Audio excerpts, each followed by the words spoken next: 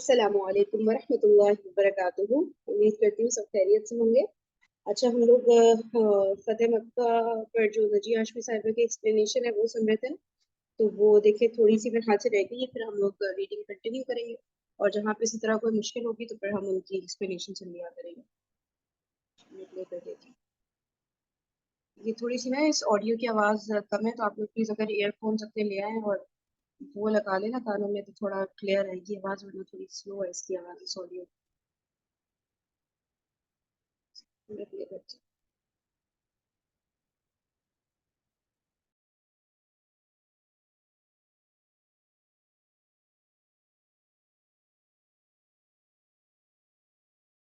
روزہ کھول دیا اور لوگوں کو بھی کھولنے کا حکم دیا. اچھا پھر کیا ہوا؟ مرہ زہران ایک جگہ جہاں پر یہ غصفان اور قدید کے درمیان ہے، یہاں پہ یہ چشمہ ہے قدید کا کاف سے. تو یہ اس جگہ پہ پہنچ کے آپ صلی اللہ علیہ وسلم کو پتہ چلا کہ صحابہ کے اوپر اس وقت روزہ بڑا مشکل ہو رہا ہے. رمضان کا مہینہ تھا نا، ہم تو روزہ رکھ کے لیٹ جاتے ہیں، سوچتے ہیں ہم روزہ رکھ لیا تو بس اب ریسٹنگ ڈے ہے آج میرا، کیونکہ میرا روزہ جو ہے. لیکن دیکھیں وہ روزہ رکھ کے بھی آپ اندازہ کیجئے کہ وہ چل پڑے ہیں اور لڑنے کے لیے جا رہے ہیں، پکنک پہ نہیں جا رہے ہیں، لڑنے کے لیے جا رہے ہیں. سوچیں سفر کی بھی صعوبت ہے، راستہ بھی مشکل ہے، روزہ بھی رکھا ہوا ہے، چلتے جانا ہے. اور اس میں ظاہر ہے جب گرمی بہت شدید ہو گئی اور روزہ بڑا مشکل ہو گیا تو سفر میں آپ کو پتہ ہے نا، آپ کو اجازت ہے کہ چاہے تو آپ روزہ رکھیں اور چاہے تو آپ روزہ نہ رکھیں.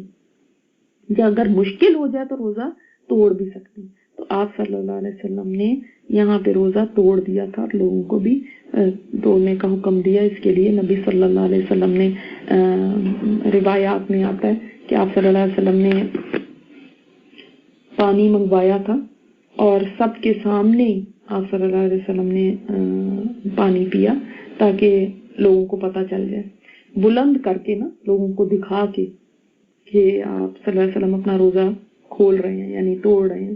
تو آپ صلی اللہ علیہ وسلم نے پانی پیا اور اس کے اوپر پھر باقی صحابہ نے بھی اپنا روزہ توڑ دیا تھا. تو اس میں کوئی حرج نہیں ہوتا. اگر آپ سفر پہ جا رہے ہو اور آپ نے روزہ رکھ لیا اور آپ کو بیچ میں لگتا ہے کہ میرے لیے روزہ بڑا مشکل ہو رہا ہے اور اب میں اس کو کنٹینیو نہیں کر سکتی، تو پھر آپ توڑ بھی سکتے ہیں، اس میں کوئی حرج نہیں ہے. ٹھیک ہے. اچھا پھر سفر جاری رکھا یہاں تک کہ عشاء کے وقت مرو زہران نے نزول فرمایا، اور بعض جگہ مرو زہران ہی جگہ تھی جہاں پہ یہ ہوا تھا. آپ صلی اللہ علیہ وسلم کے حکم سے لشکر نے الگ الگ آگ جلائی، یوں آگ کے 10,000 الاؤ روشن کیے گئے اور حضرت عمر کو پہرے پر مقرر فرمایا. آپ اندازہ کیجئے کہ ایک جگہ پہ اگر 10,000 کا لشکر ہے، اور مرو زہران جو ہے نا جگہ، یہ بالکل سمجھنے کہ اب اس کے بعد مکہ ہی ہے، اب صبح ہوگی تو وہ مکہ میں انٹر ہو جائیں گے. اب عشاء کا وقت ہے نا، رات کے وقت نہیں. اس زمانے میں نہیں، نہ جنگیں ہوتی تھی رات کے وقت، نہ اس طرح سے رات کے وقت آرمیز اپنی اپنی جگہ پہ ہوتی. تو یہ ایک جگہ تھی جو بس مکہ سے باہر ہی تھی کہ صبح ہوتے ہی پھر ہم مکہ میں داخل ہو جائیں گے. تو مر و زہران میں انہوں نے پڑاؤ ڈالا ہے. اور آپ صلی اللہ علیہ وسلم نے حکم کیا دیا، یہ بھی آپ کی حکمت تھی کہ اگر دشمن دیکھے تو اس کو یہ سمجھ آ جائے کہ یہ کتنا بڑا لشکر آیا، کہ الگ الگ سب اپنی اپنی آگ جلائیں. آپ سوچیں کہ اندھیرے میں دور الگ الگ 10,000 آگے نظر آ رہی ہیں جلی ہوئی، تو دشمن پہ کتنا روب پڑے گا کہ یہ کتنے زیادہ لوگ مل کے آ گئے. اور مکہ کی آبادی تو اب ایسی تھوڑی تھی جیسی اس وقت تھی جب آپ صلی اللہ علیہ وسلم گئے تھے. کتنے سارے لوگ ہجرت کر کے چلے گئے ہوئے تھے، کتنے سارے لوگ مسلمان ہو چکے ہوئے تھے، کتنے سارے لوگ مارے جا چکے تھے. اس زمانے میں کوئی ایسا تو ہوتا نہیں تھا ایک ملکوں سے دوسرے ملکوں میں جو لوگ جا کے بسنا شروع کر دیں. تو وہی لوگ تھے جو وہاں کے تھے. اتنے تھوڑے سے عرصے کے اندر ہی کتنے لوگ مر چکے تھے ان کے، اور کتنے لوگ اسلام لا چکے تھے اور جا بھی چکے تھے. آبادی آلریڈی کم ہو چکی تھی. اب وہ دیکھیں گے اگر کہ 10,000 کا لشکر آ گیا تو ان کے خود ہی دل میں یہ بات پیدا ہوگی نا کہ ہم اس کا کیسے مقابلہ کریں گے.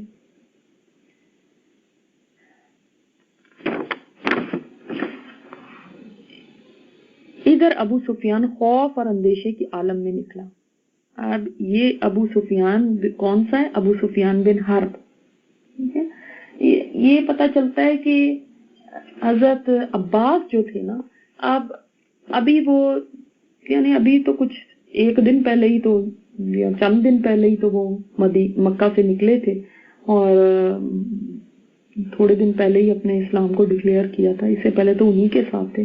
تو ایک ظاہر ہے ان کے دل میں ایک سافٹ کارنر تھا قریش مکہ کے لیے، اور وہ نہیں چاہتے تھے کہ جنگ ایسے ہو. تو وہ انہوں نے آپ صلی اللہ علیہ وسلم سے بات کی کہ اگر میں کسی طرح جاؤں اور پہلے ہی ان کے ساتھ جا کے کوئی بات چیت کروں، ہو سکتا ہے کوئی راستہ نکل آئے اور آپ صلی اللہ علیہ وسلم کو چڑھائی نہ کرنی پڑے، ان پہ حملہ نہ کرنا پڑے اور صلح صفائی سے ہی سارا معاملہ ہو جائے.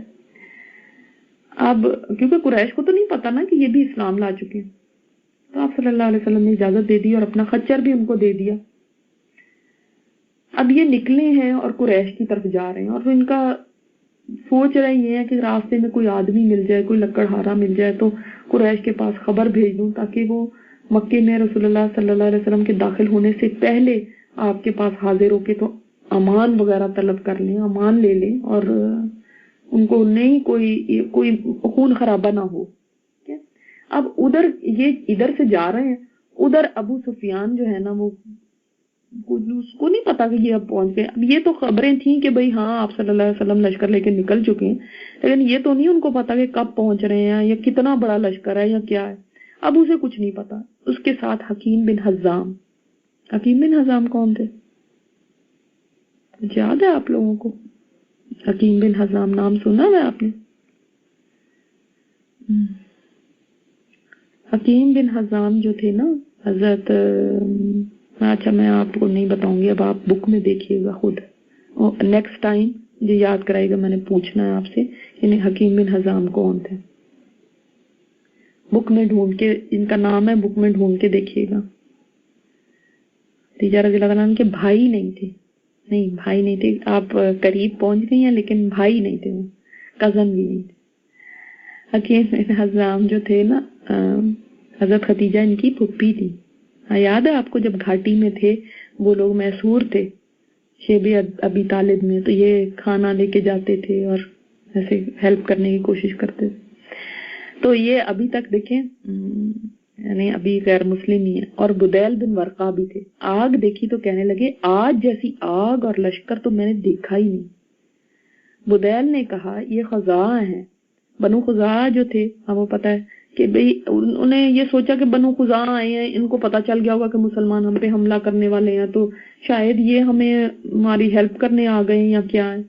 تو ابو سفیان نے کہا خزاع اس سے کہیں کم اور ذلیل ہے کہ یہ ان کی آگ اور ان کا لشکر ہو. ابو سفیان بڑا وائز تھا، اس نے کہا یہ خزاع نہیں ہو سکتے، وہ تو بہت کم ہے تعداد میں اور ان کے اندر کہاں اتنی ہمت ہے کہ وہ آئیں گے اور یہ اتنا بڑا لشکر لے کر آ جائیں گے کہ اتنی بڑی، کیونکہ وہ کبھی سوچ ہی نہیں سکتے تھے، ان کے وہم و گمان میں بھی تو نہیں تھا کہ یہ مسلمان ہو سکتے ہیں، اتنا بڑا لشکر لے کر آئیں گے.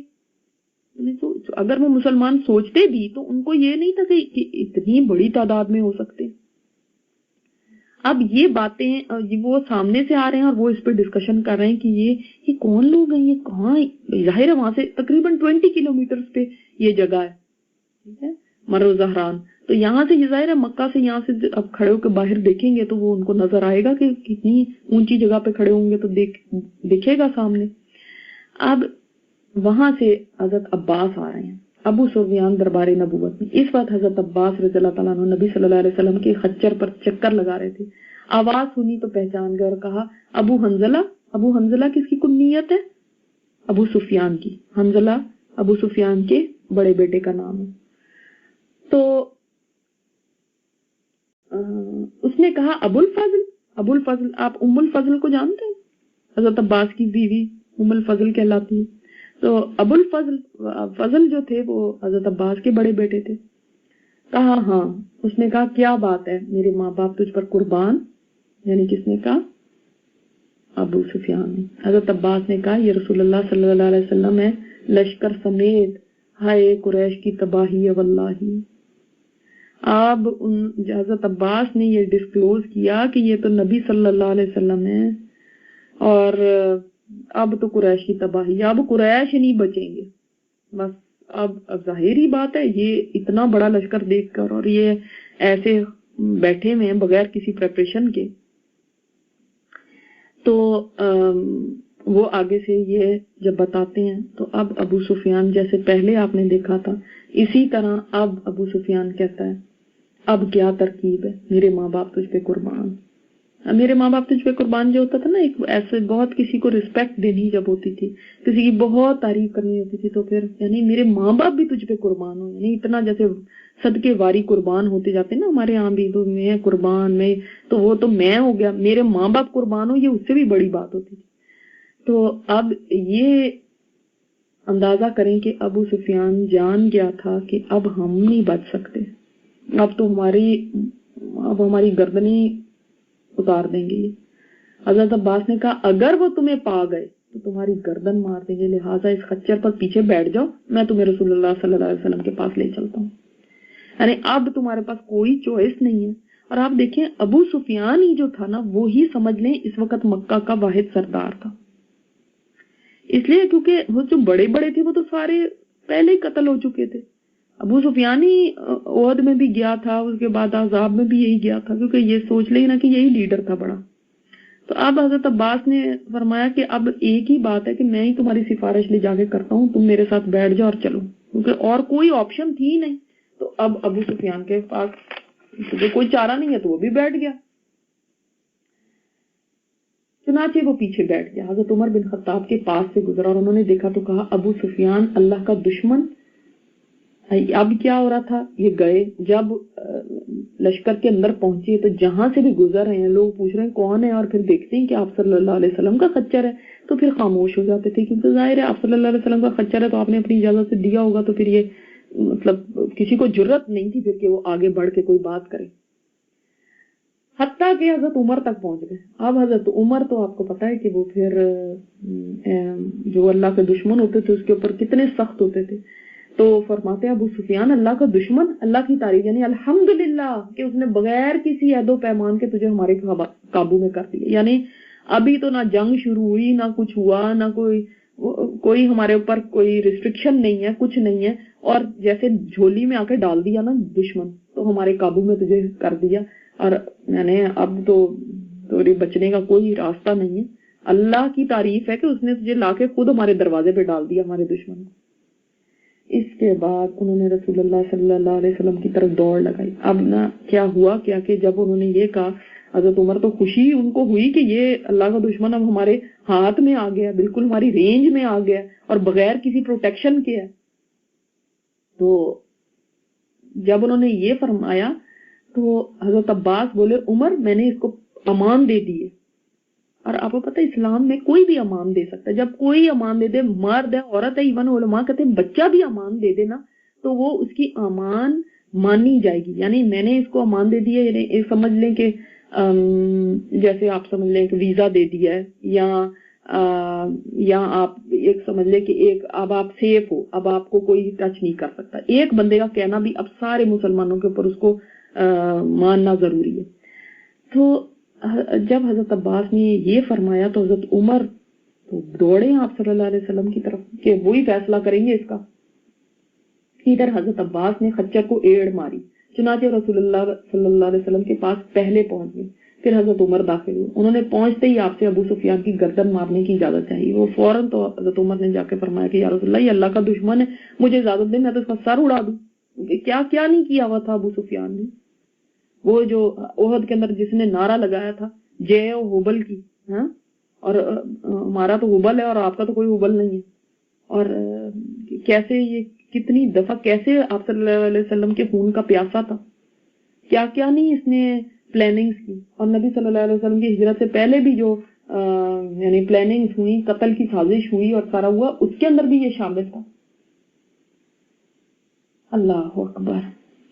अब जब हजरत उमर ने ये फरमाया तो हजरत अब्बास ने कहा मैंने तो इसको बना दे रखी, और रसूलुल्लाह सल्लल्लाहु अलैहि वसल्लम का सर मुबारक पकड़ लिया और कहा आज आप मेरे सिवा कोई और आपसे सरगोशी नहीं करेगा, यानी जो मैं कहूंगा आपने बस ये मेरी बात माननी। हजरत उमर बार बार इजाजत चाह रहे थे लेकिन आप सल्लल्लाहु अलैहि वसल्लम खामोश थे। अब इसके अंदर यहाँ पे तो नहीं है ये बात लिखी हुई, लेकिन इस दौरान ये भी बात हुई کہ پھر حضرت عباس نے حضرت عمر کو ڈانٹ لگائی اور فرمایا کہ عمر اگر یہ بنو عدی سے ہوتا تو تم اس طرح سے نہ کرتے، مگر چونکہ یہ بنو عبد مناف سے ہے تو تم اس کو مارنے کے لیے اس طرح سے یعنی کر رہے ہو۔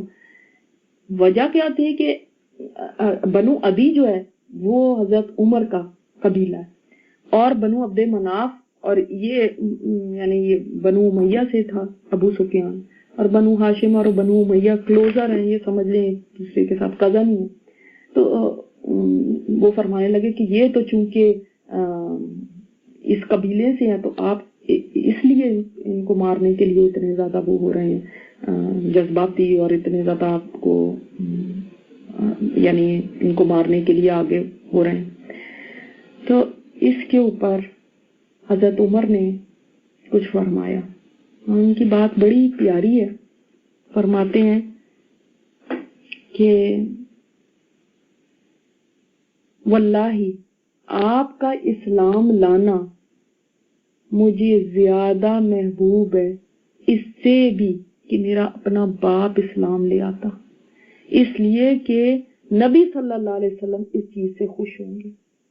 مجھے آپ کے اسلام لانے کی یعنی حضرت عباس آپ کے اسلام لانے کی اتنی خوشی ہے۔ اب یہ حضرت عباس نے کیوں فرمایا تھا؟ دیکھیں ایک چیز ہوتی ہے نا کہ ایک بندہ نیا جب مسلمان ہوا ہوتا ہے تو اس کے اندر ابھی بھی قبائلی حمیت ہوتی ہے، وہ جو قبائلی چیز ہے نا کہ ہم اس قبیلے کے ہیں اور تمہارے قبیلے کا نہیں ہے نا، اس لیے نہیں تم کہہ رہے، اور تم اس لیے اتنی بار بار بات کر رہے ہو کہ گردن اڑا دوں گا، اور ایسے کہ کیونکہ اگر تمہارے قبیلے کا ہوتا تو ایسے کرتے، کیونکہ وہ بار بار مضر ہے نا کہ آپ مجھے اجازت دیں یا رسول اللہ آپ مجھے اجازت دیں۔ میں تو ان کا یہ اصرار دیکھ کے وہ جو قبائلی ایک حمیت تھی نا ان کی، تو وہ ایک دم وہ اوپر آ گئی، اور انہوں نے کہا کہ تم اتنا اصرار نہ کرتے اگر تمہارے قبیلے کا ہوتا، یعنی چونکہ ہمارے قبیلے کا ہے، عبد مناف کا ہے، بنی عبد مناف کا، تو تم اس لیے اتنی اصرار کر رہے ہیں۔ اس بات کے جواب میں دیکھیں کتنی انہوں نے پیاری بات کی کہ عباس خدا کی قسم مجھے آپ کے اسلام لانے کی اتنی خوشی ہوئی ہے، اپنے باپ خطاب کے اسلام لانے سے نہ ہوتے، یعنی اتنی زیادہ ان کو کہ نبی صلی اللہ علیہ وسلم کی خوشی عزیز تھی کہ آپ قبائل کی بات کر رہے ہیں، میرے لیے تو آپ صلی اللہ علیہ وسلم کی خوشی کتنی عزیز ہے، آپ یہ بات سوچیں۔ اب نبی صلی اللہ علیہ وسلم اپنے سامنے یہ سارا کچھ دیکھ رہے ہیں، اس کے بعد تو آپ صلی اللہ علیہ وسلم نے یہ فرمایا کہ عباس اس وقت ان کو اپنے ساتھ لے جاؤ، صبح کو اب فیصلہ ہوگا، اب صبح کو آنا، یعنی ایک گرمی سردی کی ایک وہ ہو گئی نا سامنے۔ اب کیا ہوا، حضرت عباس سے کہا اسے اپنے ڈیرے پر لے جاؤ، صبح میرے پاس لینا۔ پھر جب صبح خدمت نبی میں حاضر کیا تو آپ صلی اللہ علیہ وسلم نے فرمایا پوری رات حضرت عباس جو ہے نا ان کو ابو سفیان کو اسلام کی دعوت دیتے جا رہے ہیں، لیکن ابو سفیان نہیں مان رہے۔ جب صبح آپ صلی اللہ علیہ وسلم کے سامنے پیش کیا تو آپ نے فرمایا ابو سفیان افسوس ہے تم پر، کیا اب بھی تمہارے لیے وقت نہیں آیا کہ تم یہ جان جاؤ کہ اللہ کے سوا کوئی الہ نہیں ہے؟ ابو سفیان نے کہا میرے ماں باپ آپ پہ فدا ہوں، آپ کتنے بردبار ہیں، کتنے کریم ہیں، کتنے خویش پرور ہیں، یعنی کتنے آپ سافٹ ہیں، کتنے آپ کریم ہیں، کتنے آپ زیادہ صلہ رحمی کرنے والے ہیں رشتہ داروں کے ساتھ، یعنی کتنی بڑی بات تھی کہ ایک تو ابو سفیان کہہ رہے ہیں میرے ماں باپ آپ پہ فدا ہوں، یہ وہ ابو سفیان ہے جو کل تک دشمن تھا آپ صلی اللہ علیہ وسلم کا، اور آج کہہ رہے ہیں فدا کا ابی و امی، اتنا بڑا کلمہ کہنا۔ پھر آپ صلی اللہ علیہ وسلم کی تعریف کر رہے ہیں، یعنی اتنا تو اس کو احساس ہو گیا کہ اگر کوئی اور بھی ہوتا تو میرے ساتھ ایسے کرم کا معاملہ نہ کرتا، اسی وقت گردن اڑوا دیتا، یعنی کیا مشکل تھا، اور بڑی جینوین بات تھی، ایسے دشمن کے ساتھ اور کیا ہوتا ہے۔ تو اور آگے سے بولا اگر اللہ کے ساتھ کوئی الہ ہوتا تو اب تک تو میرے کچھ کام آیا ہوتا۔ آپ صلی اللہ علیہ وسلم نے فرمایا ابو سفیان تم پہ افسوس ہے، کیا اب بھی وقت نہیں آیا کہ تم جان سکو کہ میں اللہ کا رسول ہوں؟ یعنی پہلے فرمایا کہ تمہیں ابھی تک نہیں تم نے جانا کہ اللہ کے سوا کوئی الہ ہے، پھر فرمایا میں اللہ کا رسول ہوں، یہ تمہیں ابھی تک نہیں یقین آیا اس بات کا، یعنی اب تو کلمہ پڑھ لو۔ ابو سفیان نے آگے سے کہا اچھا وہ لوگ سچے تھے، جو بات تھی نا وہ سامنے تھی، اس بات کے متعلق تو اب بھی دل میں کچھ نہ کچھ کھٹک ہے، یعنی یہ بات نہیں ابھی تک میں پوری طرح اس کو ڈائجسٹ کر سکا، یا پوری طرح میں جیسے ایک ہوتا ہے شرح صدر ہو جانا، وہ نہیں ہوا ابھی تک. اس میں مجھے شک ہے. یعنی الہ تو میں نے مان لیا کہ ہاں ایک اللہ ہی ہے، کہ ہمارے بت اگر کچھ ہوتے تو آج تک ہماری کچھ مدد تو کرتے، یہ نوبت تو نہ آتی کہ میں آج اس طرح سے کھڑا ہوں. لیکن جہاں تک آگے رسالت کا تعلق ہے اس میں ابھی بھی کھٹک ہے. اس پر حضرت عباس نے کہا اس سے پہلے کہ تیری گردن ماری جائے نا اسلام لیا. اب وہ ان کا تو فرینڈ شپ بھی تھی نا، تو آپ صلی اللہ علیہ وسلم نے نہیں یہ بات فرمائی، لیکن حضرت عباس فرما رہے ہیں. چنانچہ ابو سفیان مسلمان ہو گیا اور حق کی شہادت دے دی. اب یہ دیکھیں، اگر آپ یہ کہیں کہ یہ کیا بات ہوئی، یہ تو پھر مطلب ایک ریلکٹنٹ ہو کے اسلام لے کر آیا ابو سفیان، اور دل میں تو اس کے ابھی اس نے کہا کہ میرے تو کھٹک ہے. تو اس سے یہ ہمیں بہت بات ایک کلیئر ہوتی ہے. بعد میں ان کی کھٹک ختم ہو گئی تھی، یہ نہیں ہمیشہ نہیں رہی تھی. اب آگے انشاءاللہ میں بتاؤں گی آپ کو. تو اس وقت تو انہوں نے خیر کلمہ پڑھ لیا. اب جو کلمہ پڑھ لے اس کے بعد آپ نہیں اس کو کہہ سکتے کہ نہیں جی تمہارے تو دل کے اندر یہ بات ہے اور تم تو سچے والے نہیں مسلمان، تم تو ایسے ہی ایسے جھوٹے ہوئے ہو، تم نے تو شادی کرنے کی خاطر اسلام کیا، تم نے تو اس کا جس خاطر بھی کیا. جب کسی نے کلمہ پڑھ لیا تو بس وہ مسلمان ہے. دوسری ہمیں یہ بات بہت اچھی طرح سمجھ آتی ہے، اور خاص طور پہ میں ان لوگوں کو کہوں گی جو یہ دعویٰ کا کام کرتے ہیں، جو تبلیغ کا کام کرتے ہیں غیر مسلموں میں جا کے، کہ بعض دفعہ ہم یہ دیکھتے ہیں کہ کوئی اسلام لانے کے قریب ہے، ابھی وہ فلی ہارٹیڈ نہیں، ہاف ہارٹیڈلی مثلا اسلام لانے کی طرف مائل ہے، اسلام لانا چاہتا ہے، لیکن ہم اس کو اتنے ڈراوے دیتے ہیں، دیکھو پھر تم لے آئے نا، پھر واپس نہیں کبھی جا سکتے، پھر تم لے آئے نا، پھر تمہیں یہ کرنا پڑے گا، پھر تم لے آئے نا تمہاری شادی یہ ختم ہو جائے گی، پھر یہ یاد رکھنا، پھر یہ نہ کہنا اس کے بعد کہ میں نے یہی شادی. یعنی اس کو ہم اتنی طرح سے یعنی اسکویز کرتے ہیں، اس کو ہم اتنی طرح سے چیزیں ڈراوے کہ نہیں ہم تو اس لیے کر رہے ہیں کہ ہم دیکھ لیں گے بھی پکا ہے کہ نہیں ہے، یہ نہ ہو کہ کل کو واپس چلا جائے. اور وہ واپس جائے یا نہیں جائے، اللہ تعالیٰ سے دعا کریں کہ اللہ اسلام کو اس کے دل کے اندر غالب کر دے، اس کے دل کے اندر اسلام جم جائے. یہ ہمارا کام نہیں ہے. ہمارا کام یہ ہوتا ہے کہ ہم اس کو شہادت دلائیں. ہو سکتا ہے اس کو اگلے لمحے موت آ جائے، اس لگتا ہے کہ اس کو یہ آگے چیزیں پریکٹس کرنے کا ہی نہ موقع ملے، جتنی کہ آپ نے اس کو بتا کے ڈرا دیا تمہیں یہ چھوڑنا پڑے گا، تمہیں پتہ تمہیں 5 دفعہ پھر نماز پڑھنی پڑے گی، تم نے نہیں پڑھی نا تو پھر نہیں، اور تمہیں نا یہ اپنا یہ بھی تمہاری ختم ہو جائے گی جو تمہارے بیوی کے ساتھ تعلق ہے، نہیں تو وہ اسلام لے کر آئے، تمہارا شوہر نہیں رہے گا. یہ اتنی ڈرانے کی ضرورت نہیں ہے آپ کو. کوئی اسلام لانے کے لیے اگر راضی ہو جاتا ہے تو اس کو شہادت دلائیں، اس کو یہ کانسیکوینسز بتا کے خوفناک قسم کے اس کو پیچھے نہ کریں.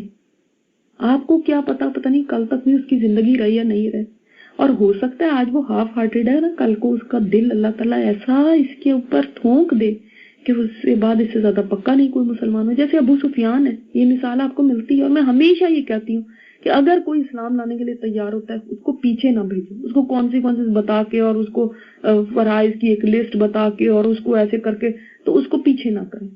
وہ بعض لوگ کہتے ہیں کہ نہیں وہ بس پوری طرح سمجھے تو پھر ہی آئے، اس سے پہلے نہ آئے پوری طرح. اس کو ان کی اپنے ایک ویو ہے، لیکن میرا خیال میں یہ صحیح نہیں ہے. آپ یہاں پہ ابو سفیان کو دیکھیں، کتنی زیادہ ان کو سمجھ آ گئی تھی. ابھی بھی وہ کہہ رہے ہیں، اور حضرت عباس نے جب یہ فرمایا کیونکہ ان کو سمجھ آ گئی نا کہ اب یہاں تو ہے کہ گردن کٹا لو یا پھر اسلام قبول کر لو، یہی میرے پاس تو اور کوئی چارہ نہیں ہے، تو پھر اسلام لے آئے. حالانکہ ان کے سر پہ کسی نے تلوار نہیں رکھی ہوئی تھی، لیکن ان کو پتا تھا کہ ظاہر ہے اب اس کے بعد جنگ ہوگی اور اس میں کیا ہوگا. تو اللہ تعالیٰ نے ان کے دل میں جو ایمان راسخ ہوا نا وہ بعد میں ہوا. یہ آپ انشاءاللہ آگے پڑھیں گے کب ان کے دل میں پھر واقعی اسلام جم گیا، ابھی صرف شہادت اقرار کیا.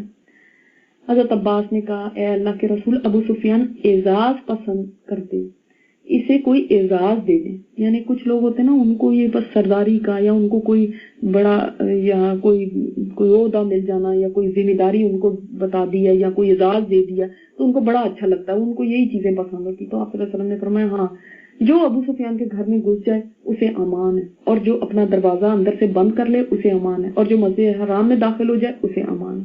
یعنی یہ بھی ایک اعزاز کتنا بڑا تھا کہ جو ان کے گھر میں انٹر ہو جائے گا وہ بھی امن سے آ گیا. بڑی بات ہے، آنر ہے نا ایک. तो ये उनको दे दिया गया था फिर। ठीक है, यहाँ तक आज इंशाल्लाह ताला करते हैं। नेक्स्ट टाइम हम मक्का में जो आप सल्लल्लाहु अलैहि वसल्लम का दाखिला है उसके ऊपर बात करेंगे। सुब्हानक अल्लाहुम्मा व बिहम्दिका नशहदु अन ला इलाहा इल्ला अंता नस्तगफिरुका व नतूबु इलैक। रब्बना तक़ब्बल मिन्ना इन्नका अंतस समीउल अलीम व तुब अलैना इन्नका अंतत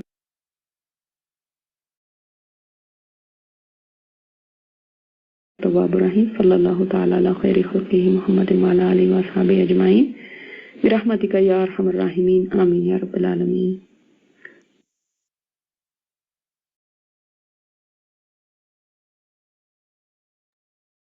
अच्छा, कल से हम लोग कंटिन्यू करेंगे रीडिंग। यहाँ पर बस एक पॉइंट मेरे जहन में आ रहा था। वो जो कह रही थी ना साजा की, जो गैर मुस्लिमों को दावत देते हैं तो फिर उनको इतना ज्यादा डरा देते हैं कि अगर ऐसे किया, अगर तुमने कबूल कर लिया तो फिर तुमको आगे ये सारी पाबंदियां तुम पर आ जाएंगी ना। तो ये हम लोग भी कितना कॉमनली देखते हैं ना कि जैसे कोई औरत है वो अपने आप को कवर करने के लिए बुर्का पहनना चाह रही है, या कोई मर्द है वो दाढ़ी रखना चाह रहा है कुछ, तो बस वो ये ख्याल ही उसके जहन में आता है कि आगे से सब जिनको भी थोड़ी बहुत दीन की नॉलेज होती है उसको इतना डरा देते हैं कि देखो उसके बाद फिर तुम्हारी कोई नमाज नहीं कजा होनी चाहिए, तुम्हारा ये नहीं तुम्हारा वो नहीं। वो कहते हैं नहीं भाई, इससे बेहतर है मैं नहीं रखूं अभी दाढ़ी, अभी बुर्का नहीं, अभी मैं इतना स्ट्रिक्टली इस्लाम को नहीं फॉलो कर पाऊंगा, मुझसे कोई ना कोई गलती हो सकती है, तो उससे बेहतर है कुछ साल और गुजर जाए फिर मैं जाके ना ये वाला स्टेप लूंगा या लूंगी। तो ये चीज तो मैंने बहुत कॉमनली देखी है। अगर आप लोग भी कोई अपना एक्सपीरियंस अगर शेयर करना चाहें या कुछ, कि मतलब एटीट्यूड तो ये होना चाहिए ना भाई, जो चीज जब समझ आ गई, जो नेकी इस्लाम का जो हुक्म जब समझ आ गया उसको इंसान पकड़ ले, और फिर ये नहीं सोचे कि अगर मैंने ये भी किया तो मुझे ये भी एक लंबी लिस्ट है, ये सब कुछ करना पड़ेगा वरना मेरा दाढ़ी रखना बुर्का पहना बेकार ही चला गया है। तो कितना पीछे पुश करने वाली बात है ना ये, कि भाई। यही होता है फतेह। असल में इस्लाम का ना लेवल होता है, कोई बंदा तो किसी लेवल पर होता है, कोई किसी जगह पर होता है। तो हकीकत में करना यही चाहिए कि जो अगर आगे पहुंचा हुआ है तो उसको चाहिए जो पीछे जो आ रहा है बंदा, या जो चीजें वो अडॉप्ट करता जा रहा है उसको अप्रिशिएट करते जाएं कि वेरी गुड। अगर आप दुपट्टा नहीं पहनते, दुपट्टा पहनने पे आ गए तो बहुत अच्छी बात है। और ऐसे कि उसको और मतलब मजीद इस तरह की चीजें करेंगे वो, जो है ना कहे नहीं यार मैं तो अभी किसी उस पर पहुंचा ही नहीं हूँ, और परेशानी की हालत में जो है ना वो काम भी ना करें जो वो दिल की खुशी से कहीं कुछ थोड़ा बहुत आगे बढ़ा है। तो ये तो हमारे यहाँ बहुत ज्यादा है। यानी कि इवन कि ये होता है कि हमारे यहाँ तो पता है जो अबाया बुर्का पहन रहे होते हैं ना वो लोग पे अक्सर लोग उससे वो भी होते हैं कि दूसरे लोगों को फिर वो बहुत ज्यादा मतलब थोड़ा सा हकीर सा समझ रहे होते हैं, और उनको समझ रहे होते हैं कि नहीं पता नहीं ये तो किस लेवल पर होंगे ही नहीं ना। हालांकि ईमान का लेवल बहुत अल्लाह ताला ही जान रहा होता है कि किसका किस लेवल पे पहुंचा हुआ है। कोई कुछ चीजों में अच्छा होता है, कोई कुछ चीजों में अच्छा होता है। किसी ने अबाया तो पहना होता है लेकिन वो काम इस तरह के कर रहा होता है जो नहीं करने चाहिए। तो वो इस तरह की चीजों का बहुत ख्याल करना चाहिए, क्योंकि हमारी मैम आयशा की हम लोग जब भी लेक्चर्स अटेंड करते हैं ना वो खास तौर पर इस बात को बहुत जोर देती है कि देखिए इस चीज को इशू नहीं बनाए। किसी ने जो चीज पहनी हुई है, जो चीज की हुई है, आहिस्ता आहिस्ता इंसान आगे बढ़ता है। हाँ वो दुआ करें। उन्होंने कहा मैं आपको कौन होती हूँ नसीहत करने वाली, अल्लाह आपका जब दिल खोलेगा, जब आपका सीना खुलेगा कुरान के लिए, के अहकामात को अडॉप्ट करने के लिए, तो आहिस्ता आहिस्ता आपको समझ आने लगेगी और सारी चीजें इंशाल्लाह आ जाएंगी। हाँ लेकिन आपको दावत देते रहना चाहिए, बताते रहना चाहिए एक अच्छे अंदाज में कि उस बंदे के ऊपर कोई डायरेक्ट चीज नहीं जाए और उस तक कुरान का पैगाम भी पहुंच जाए। बेसिकली यही होना चाहिए। और आसान करके बताना चाहिए अगले को, ये नहीं लगे कि करके आसान से तो चीजें कोई वो हाँ नहीं। और मुश्किल किसी को करके आपने तो बिल्कुल भी नहीं। हाँ कुरान समझने के लिए आपने डायरेक्ट उसको अरबी ग्रामर तक अगर पहुंचा दिया तो डर ही जाएगा कि मुझे अरबी सीखे बगैर क्या कुरान नहीं समझ आनी। तो इतना नेक्स्ट हाई लेवल पे पहुंचाने की जरूरत नहीं है। थोड़ा थोड़ा आसान वाले स्टेप्स के वो आए तो इस ट्रैक पे फिर अल्लाह ताला जाहिर तौफीक देते हैं। अल्लाह ताला तो फिर कहते हैं ना, एक कदम आओगे तो 10 कदम आऊंगा तुम्हारी तरफ। तो वो तो अल्लाह ताला मदद उसकी कर देंगे ना, वो हमारे करने का काम नहीं, हमें बस उस ट्रैक पर लेकर आना है उसको। और वो तभी आएगा हाँ जब हम उसको दिखाएंगे कि कितना आसान है। वरना वो कहेगा बिल्कुल। भाई ये तो आलिमा बनना पड़ेगा, तो नहीं भाई छोड़ो ऐसी सही हो। तो हाँ वो बहुत ज्यादा ना ये चीजें दावत का काम भी फिर वो नेगेटिव असर ना करे, इसको भी बंदे को सीखना चाहिए हाँ कि कैसे बहुत करेंगे छोटे छोटे स्टेप लेने की जरूरत होती है इसमें ना, बहुत छोटे छोटे स्टेप लेने की जरूरत होती है। ना। दुआ भी करनी होती है कि अल्लाह ताला हमें आसानियां अता फरमाए और आसानियां तकसीम करने का शर्फ अता फरमाए। ये दुआ जरूर हाँ करनी चाहिए कि जरूर हम लोगों के लिए जबरदस्त। आसानियां बांटने वाले बन जाए जिंदगी के हर मामले में, हर मामले में। बेशक बेशक, चलिए ओके जी। किसी और को कोई पॉइंट अपना है यहाँ पे ध्यान करना है जी? इसी तरह हज के बारे में अभी ना, कि हज लोग करने के लिए जाते नहीं है, इवन वो अफोर्ड भी कर सकते हैं, लेकिन वो फिर कहते हैं कि मेरा ये काम हो जाए तब मैं जाऊंगा, मैं ये बेटियों की शादी कर लूँ तब जाऊँ। लेकिन डिफरेंट किस्म की उनके पास एक्सक्यूजेस होते हैं इसके बारे में। तो उस वक्त तक जिंदगी रहे या नहीं रहे ये इस चीज का तो पता नहीं होता ना। تو اور یہ ٹائم پہ اگر اگر کر لیں، اگر ہے تو ہم، یعنی ایزی افورڈ کر سکتے ہیں تو ٹائم پہ کر لینا چاہیے، بجائے اس کے کہ ہم زندگی میں دنیا کے کام کرتے رہیں۔ اور وہی والی بات کہ حج سے آؤں گا تو پھر میں تو کچھ بھی گناہ کا کام نہیں کر سکوں گا، تو پھر میں حج ہی بعد میں کر لوں، اس سے بہتر ہے۔ اس طرح کی بھی کتنی عجیب سی تھنکنگ میں ڈیولپڈ ہے نا، بس اللہ یہ تعالیٰ ہم سب بہت کامن ایک ریزن پائی جاتی ہے پاکستان ہوں، میں، تو اسپیشلی میں نے بہت لوگوں میں دیکھا ہے کہ وہ زندگی کے کام ہی کرتے رہتے ہیں، چاہے اینڈ پہ زندگی ختم ہو جاتی ہے۔ یہ صحیح کہہ رہی ہیں بالکل۔ چلیے بہت شکریہ، جزاک اللہ خیرا کثیرا، پھر انشاءاللہ کل ملاقات ہوتی ہے۔ سبحانک اللہم و بحمدک، نشہد ان لا الہ الا انت، نستغفرک و نتوب الیک۔ السلام علیکم ورحمۃ اللہ وبرکاتہ۔